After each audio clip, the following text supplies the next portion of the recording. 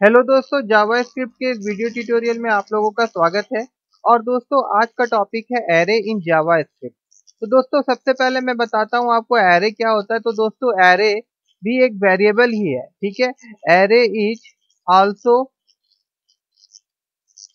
A variable which contain many value.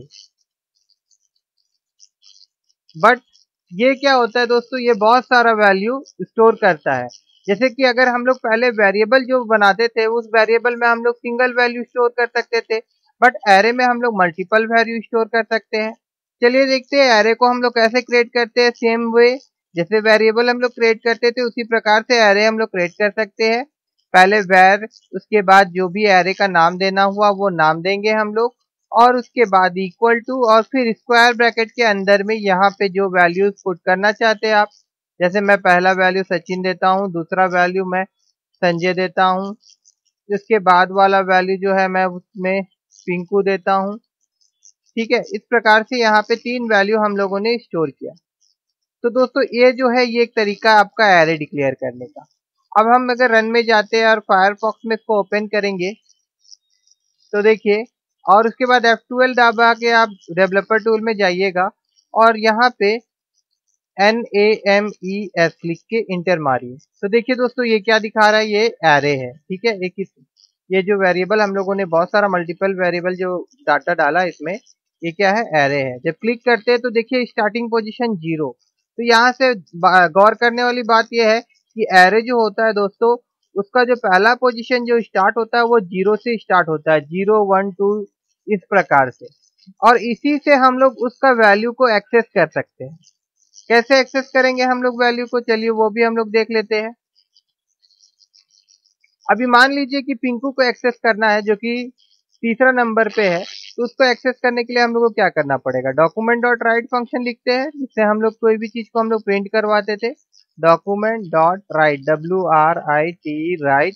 और इसके अंदर में अगर मैं एरे का नाम लिखूंगा, NAMES नेम है, और उसके बाद में मैं यहाँ पे 2 लिखता हूँ। तो देखिए ये मेरे को क्या रिटर्न करेगा, ये पिंकू रिटर्न करेगा। यहाँ पे इसको रिफ्रेश करते हैं तो देखिए पिंकू रिटर्न कर रहा है, ये देखिए। ठीक है, क्यों? क्योंकि देखिए ये थर्ड पोजीशन में है और इसका इंडेक्स पोजीशन जो होता है वो इस प्रकार से होता है। जैसे कि आपका ये जो सचिन है, इसका पोजीशन कौन सा है, 0 है। उसके बाद ये संजय है, इसका पोजीशन 1 हो गया। और ये जो पिंकू है, इसका पोजीशन 2 हो गया। ठीक है, अब अगर आप इसको चाहते हैं कि लूप थ्रू से अगर आप इसको एक्सेस करना चाहते हैं, तो वो कैसे, सारा वैल्यू को एक्सेस करना चाहते हैं, तो ऐसे इसमें एक तरीका और भी। अगर यहाँ पे हम लोग NEMS नेम जो एरे का नाम है, अगर उसको लिख देंगे अगर, तो देखिए हम लोग क्या रिटर्न कर रहा है। देखिए दोस्तों, सचिन संजय पिंकू, ये सारा एलिमेंट को एक साथ हम लोग को ये रिटर्न कर देगा। हम लोग लूप थ्रू भी कर सकते हैं, जैसे कि फॉर लूप हम लोगों ने पढ़ा था, FOR 4।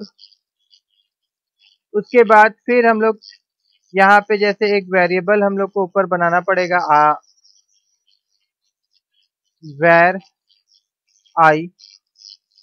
और यहाँ पे मैं लिखता हूँ I equal to 0, I equal to 0।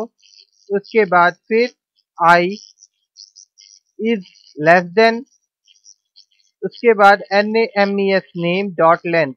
एक मेथड है दोस्तों, LENGHT लेंथ। इस प्रॉपर्टी से क्या होगा दोस्तों, ये जो है इसका लेंथ आपको मिलेगा। ठीक है ना, लेंथ मतलब जैसे इसका लेंथ कितना है, 1 2 3 है, ये लेंथ हम लोग को देगा। देखिए यहाँ पे भी हम लोग देख सकते हैं F12।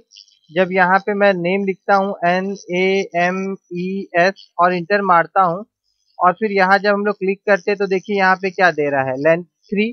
तो ये जो फंक्शन से ये जो 3 है, ये हम लोगों को मिल जाएगा। LENGTH होता है इसका स्पेलिंग, यहाँ पे मैंने HT लिखा था, अच्छा हुआ वहाँ गए थे हम लोग। ठीक है, उसके बाद कॉमा, उसके बाद फिर I प्लस प्लस क्यों करते हैं हम, आप लोगों को पता होगा, क्योंकि हम लोगों ने लूप का क्लास ऑलरेडी कर रखा है। उसके बाद यहाँ पे डॉक्यूमेंट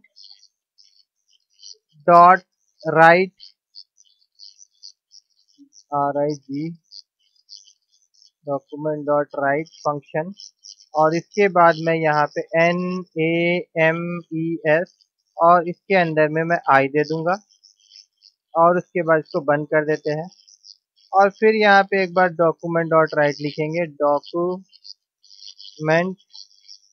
डॉट WRITE राइट, और यहाँ पे मैं एलिमेंट एक होता है चार जिससे कि एक लाइन आएगा उसको दे देता हूँ। अब यहाँ पे हम इसको फिर से जाते हैं और एक बार रिफ्रेश करते हैं इसको। ठीक है, इसको मैं हटा देता हूँ। तो देखिए दोस्तों, सचिन, संजय, पिंकू, ये सारा एलिमेंट जो है एक के बाद एक आ रहा है। ठीक है, इसको अगर हम चाहते हैं लूप में, एक और लूप होता है, उस लूप को हम लोग बोलते हैं फोर ईच लूप। अगर इसको हम लोग फोर ईच लूप की मदद से अगर एक्सेस करना चाहते हैं तो हम लोग कैसे करेंगे, देखिए वो भी मैं आपको बताता हूँ। फोर ईच लूप की मदद से अगर एक्सेस करना चाहते हैं तो सबसे पहले हम लोगों को लिखना पड़ेगा जो एरे का नाम है, उसके बाद डॉट, उसके बाद हम लोग लिखेंगे फोर, उसके बाद ईच, फोर ईच, फिर ब्रैकेट देंगे, और इसके बाद दोस्तों हम लोग को लिखना पड़ेगा फंक्शन, और फंक्शन के अंदर में हम लोग लिखेंगे आइटम कॉमा इंडेक्स, फिर ब्रैकेट को बंद कर देते हैं और उसके अंदर में यहाँ पे जैसा आप उसको दिखाना चाहते हैं, जैसे document DOCUMENT document dot right WRITE right, और इसके अंदर में मैं आइटम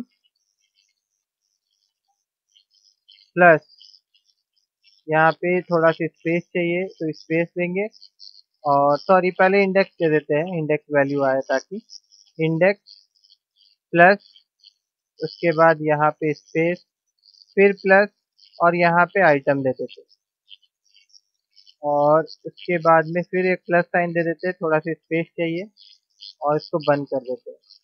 उसके बाद कर्ली ब्रैकेट को हम लोग बंद करेंगे और उसके बाद जाके फिर इसको भी हम लोग बंद कर देते हैं।